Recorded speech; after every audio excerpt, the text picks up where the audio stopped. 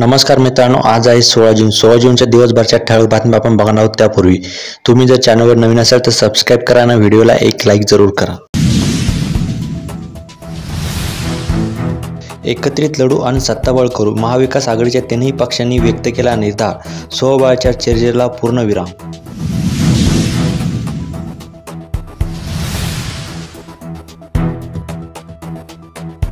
पुन्हा उपोषण करावे लागणार नाही, उद्योगमंत्री उदय सामंत यांची मनोज जरांगे पाटील यांना ग्वाही. त्या आरोपांची विखे करणार चौकशी, अशोक चव्हाणांवर चिखलीकरांनी डागली होती तोफ.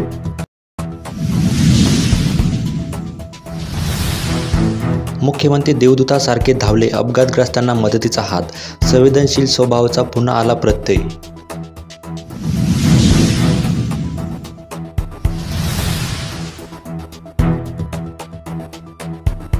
बँक खात्यात येणार 2,000 रुपये.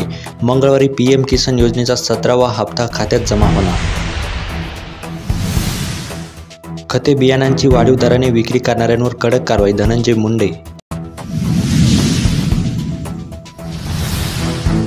दुर्घटनाग्रस्त व्यक्तीच्या कुटुंबियांना 50 लाखांची मदत. सूर्या पाणी प्रकल्प पाहणीच्या वेळी मुख्यमंत्र्यांचे आश्वासन.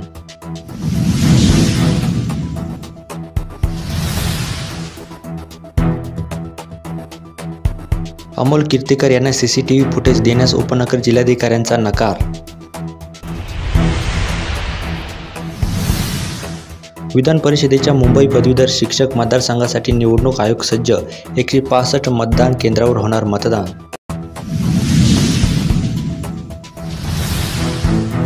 सुपरमॅक्स कंपनीचा मालमत्ता कामगार विभागाकडून सील. कामगारांची देणी मागण्याचा मार्ग सुकर.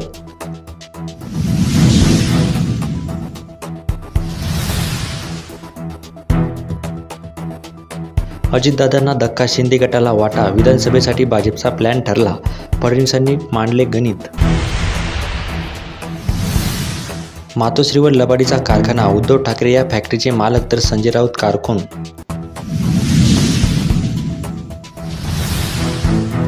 महाविकास आघाडीच्या नेत्यांनी माझी फसवणूक केली, राजीव शेट्टी. महाविकास आघाडीच्या नेत्यांवर गंभीर आरोप.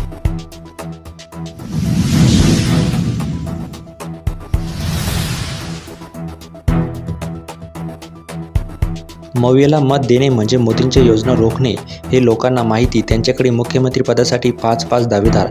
चंद्रशेखर बावनकुळे. अमित शहा कडक, हेडमास्तर आता अधिक काम करावे लागणार. केंद्रीय राज्यमंत्री मुरलीधर मोहोळ यांचे प्रतिपादन.